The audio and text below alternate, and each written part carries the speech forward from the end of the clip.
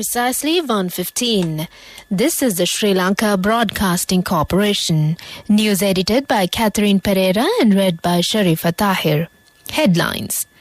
Sri Lankan Parliament elects Ranil Wickremesinghe as new president. Welfare activities of the police service will be expanded. Schools will reopen on Monday. A considerable increase in reporting of COVID-infected patients. The government of India provides $3.8 billion to Sri Lanka. Record-breaking heatwave grips Europe. We move on to local news in detail now. The Speaker has announced that acting President Ranil Wickremesinghe has won the presidential election held in Parliament. Ranil Wickremesinghe obtained 134 votes, while Dallas Alahappiruma obtained 82 votes and Anura Kumara Disanayake has obtained 3 votes. Ranil Wickremesinghe has been elected as the 8th executive president of Sri Lanka by a majority of 52 votes. Voting to elect the 8th executive president in the parliament has ended. 223 parliamentarians cast their votes. TNA parliamentarian Gajendra Kumar Ponnambalam refrained from voting, while Selvaraja was not at the house at the voting. After winning the presidential election, Ranil Wickremesinghe stated that the opportunity working in division has been ended. Now all should join hands to work on behalf of the country. Parliamentarian Dallas Alahappiruma said in Parliament that the expectation of all is to build a Samuttivadi government. The names of acting president Ranil Wickremesinghe, Podujana Peramuna parliamentarian Dallas Alahappiruma and Anura Kumara Disanayake of Jatika Janabalavege were proposed for the presidential poll yesterday. In the meantime, 4 votes were invalid. The welfare activities of the police service will be expanded.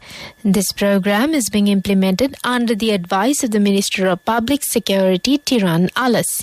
Accordingly, cabinet approval has been received to pay the increment of monthly travelling expenditure from January next year. Cabinet approval has also been received to establish a legal assistance fund for legal activities that will face them when fulfilling their duties. The fund will be implemented by a committee headed by the IGP. This is the Sri Lanka Broadcasting Corporation giving you the news. We continue with news here at home. The Ministry of Education has announced that although schools were scheduled to reopen on Thursday the 22nd, it has been decided to postpone the reopening of schools again due to the fuel shortage in the country.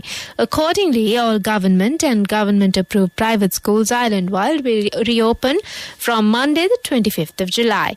The Ministry of Education said a series of directives has been issued to the provincial education directors and secretaries, zonal directors, deputy assistant directors in charge of divisions and all principals on reopening schools and continuing academic activities.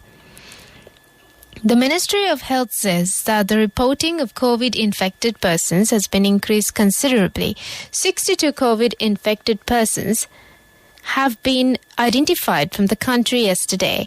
Colombo Regional Epidemiologist Dr. Dinu Guruge today requested those who are over 20 years of age to get the COVID-19 vaccine dose against the virus from the CMC vaccination centers today. She said the people who are eligible to get the vaccine should be over 20 years of age and should have completed 3 months since their last COVID jab.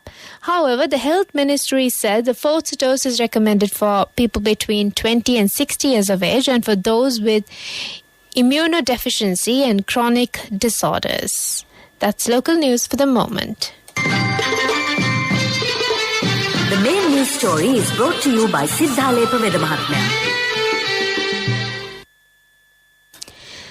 External Affairs Minister Dr. S. Jaishankar has said that India has given $3.8 billion assistance for ameliorating the serious economic situation in Sri Lanka.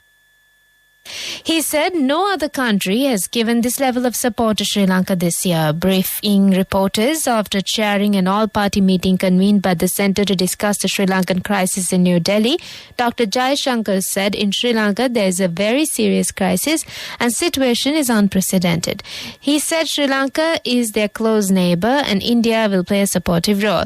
If there is instability in any neighbouring country or any violence, that is a matter of deep concern to India, he added. The main news story was brought to you by Sidhale Mahatmya. And on Watchlight, the Custom Department has removed completely from the use of paper material from today. It is the first state institute that has removed the usage of paper. The department is able to save 22 million rupees annually, which is expending to purchase papers and other documentary materials. The department also stated that the office work will be carried out across the use of computers. That's on Watchlight. Moving on to world news headlines. Record-breaking heat wave grips Europe. Japan former Prime Minister's state funeral being eyed for September 27th. Putin visits Iran in rare international trip. World news in detail. Europe remains in the grip of a record-breaking heat wave. Britain reported its highest ever temperatures on record on Tuesday, and the mercury exceeded 40 degrees Celsius in many areas. A new provisional record temperature of 40.3 degrees was registered in Coningsby in the county's east. The temperature around Heathrow Airport reached 40.2 degrees. The London Fire Brigade says a number of fires have damaged homes in the capital. It says it believes the fires occurred due to high temperatures and dry weather. The Japanese government is finalizing arrangements to hold a state funeral for former Prime Minister Shinzo Abe on the 27th of September at Nippon Budokan in Tokyo. Abe was fatally shot in Nara City, Western Japan on the 8th of July while making a campaign speech for a candidate in the upper house election.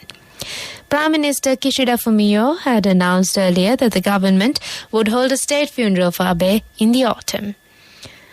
Kishida cited Abe's achievements in domestic politics and diplomacy as reasons for holding a state-sponsored funeral. Finally, on world news, Russian President Vladimir Putin met Turkish and Iranian leaders in Tehran yesterday, only his second foreign trip since he launched the invasion of Ukraine in February. Unblocking Ukrainian grain exports via the Black Sea was high on the agenda. Mr. Putin said progress had been made. The civil war in Syria was also discussed, with Turkey and Russia historically backing opposing sides. The summit was a chance for Mr. Putin to show he still has international allies. That's on world news, and moving on to development news. 12 irrigational canals in the southern province will be developed. The government will spend 3.2 million rupees in this regard. Plans have been made to develop another 21 canals under the local government bodies at a cost of 7.2 million rupees. That's on development news. Sports News is brought to you by Sampath Bank. We present your future.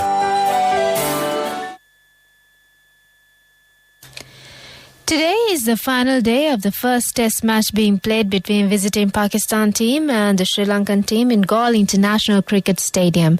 Batting in their second innings, Pakistan scored 298 runs for 5 wickets at lunch.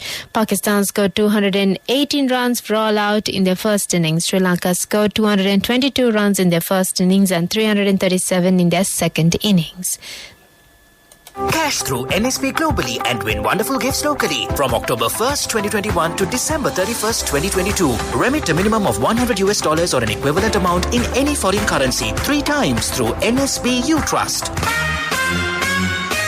Business News, sponsored by National Savings Bank, the safest place for your money.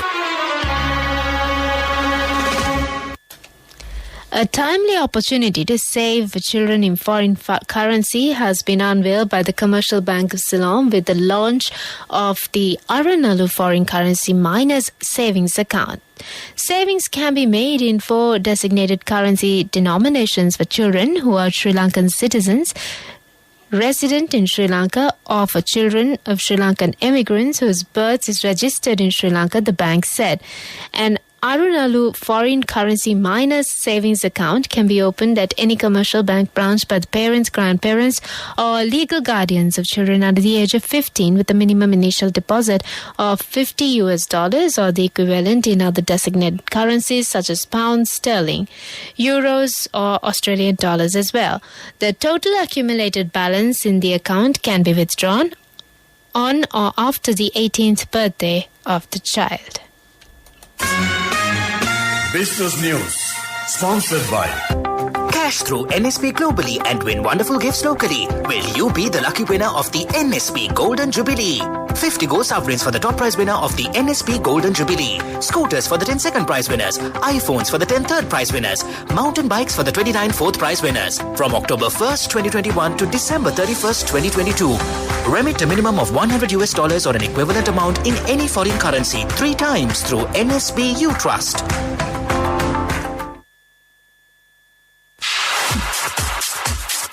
Economic news, courtesy of... Saving money isn't easy when you have responsibility. That's why we promise to give you the best returns and guarantee on your investment. LOLC Finance Fixed Deposits. Maximize your savings. LOLC Finance PLC, incorporated on the 13th of December 2001, is rated SLA stable by ICRA Lanka Limited and is licensed by the Monetary Board of the Central Bank of Sri Lanka under the Finance Business Act number 42 of 2011. And on economic news, government agent Monaragala Gunadasa Samarasinga says that distribution of urea fertilizer to farmers for the JUL season is being carried out. 17,000 hectares of paddy lands have been cultivated in the district for the JUL season. The fertilizer will be distributed through 18 agrarian development centres in the district. LOLC Finance is taking the power of innovation to the next level, winning 5 golds at the Technovation Awards 2022, leading the digital revolution with cutting-edge interbanking digital payments. LOLC Finance claims the overall gold award, whilst also claiming an extraordinary victory in digital banking. LOLC Finance will continue to innovate with the next generation digitalization of financial services, delivering a superior customer experience. Before we conclude, here's the weather update. The Met Department says that several spells of showers will occur in Western and Sabaragamu provinces and in Galle and Mathura districts. Showers or thunder showers will occur at several places elsewhere during the afternoon and night. Fairly heavy showers about 50 millimeters can be expected at some places, and strong winds about 40 to 50 kilometers per hour can be expected at times in Galle and Mathura districts. Back to the headlines. Sri Lankan Parliament elects Ranil Wickremesinghe as the new president. Welfare activities of the police service will be expanded. Schools will reopen on Monday, a considerable increase in reporting of COVID-infected patients. The government of India provides $3.8 billion to Sri Lanka. News overseas, record-breaking heatwave grips Europe. And with that, we conclude this bulletin of news.